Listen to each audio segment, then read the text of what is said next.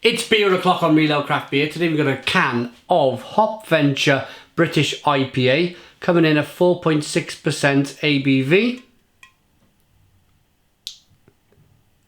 There's a look at the can. It's got something slightly commercial about it. I think it might be the size of the can, and it's just got lots of information on, and it just looks a little commercial. It's from Denmark. Thank you for the viewer who sent me the beer. Cheers for that. Let's get it out into a glass and see what we get. See how close they are to a British IPA.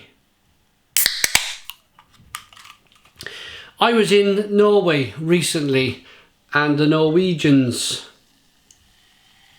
have started getting into, the big breweries are starting to kind of get into craft beer, and they produced a white IPA and a regular IPA, and I'm trying to think of the name of the brewery. It was probably one of Norway's largest breweries. They're the company that bought Nergene, and do you know what, it was okay. It wasn't great beer, but it was respectable and okay. And the viewer who sent me this beer actually said that. He said, look, it's not going to be the greatest craft beer in the world, but it's a larger brewery giving it a go. So one finger white head, nice levels of carbonation, as you would expect by a big brewery. It's a clear beer. It's amber golden in the colour. Should we get the aroma? Oh. This smells like it's got kind of spruce and pine needles, and it smells of the forest. This beer smells of the woods or the forest, like wild berries and pine and spruce, and it smells quite nice. I'm going to dive in. Cheers.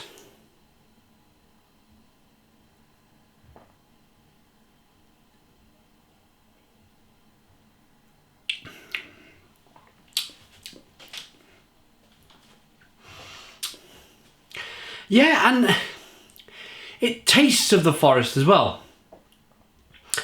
It tastes... I did a beer from Ligerfield Microbrewery, and it had like spice and herbs and fruit and noticeably it's kind of pine and spruce. It's very kind of foresty, and this is a kind of a watered down version of that. It's very drinkable, it's nicely carbonated, you get a little bit of malt, and then it's all pine and spruce, and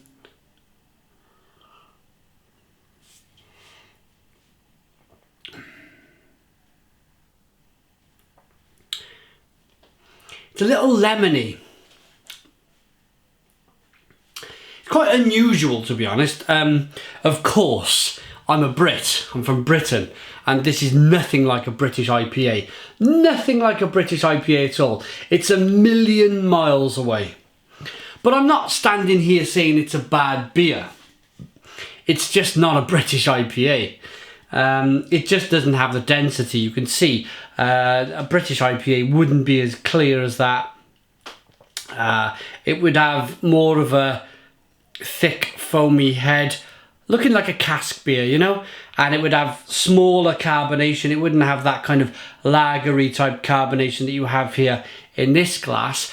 But saying that, I mean, how many people in Denmark know what a British IPA tastes like? And this is what they kind of, I think this is where this brewery have gone with this. They've gone, do you know what, we'll make some kind of drinkable beer and call it a British IPA, and the people of Denmark won't know any difference because most of them haven't tried a British IPA. So I think that's what they've done here.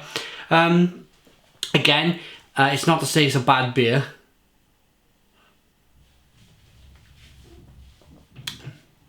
It's very interesting. I quite like it. It's very juicy and refreshing. It's just sprucey and herby, and in Norway we brewed a sour beer, and we used lactobacillus to sour the beer over 24 hours, and then we added some, they call it kind of fireweed. It's a type of a Norwegian weed that grows all over Norway. And it was all about using kind of fresh wild flowers and bits and pieces, and it's got a little bit of ginger in as well, this beer. And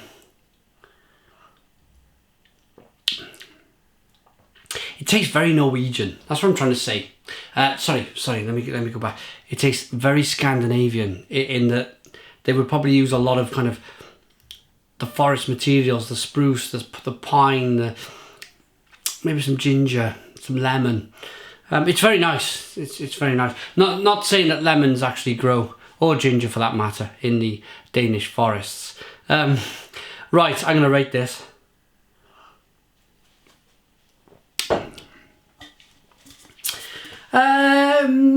It's very interesting. It's.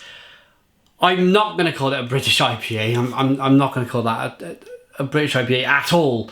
I'm going to give it 2 ratings, as I do with if I come across a beer that's kind of somehow got itself mixed up with different styles. For a British IPA, it gets a 2 out of 10. For the beer that it is in the glass, for some kind of drinkable, fruity, sprucey ale, it gets a 7. 7 out of 10. So it's not an undrinkable beer. It's quite, pardon me, quite pleasant. But it's not a British IPA. That was Hop Venture British IPA. 7 out of 10. 2 out of 10 if you want to call it a British IPA. Please put your comments in the comments box. Subscribe to our daily beer reviews. Give us a big fat thumbs up. Boom! And cheers.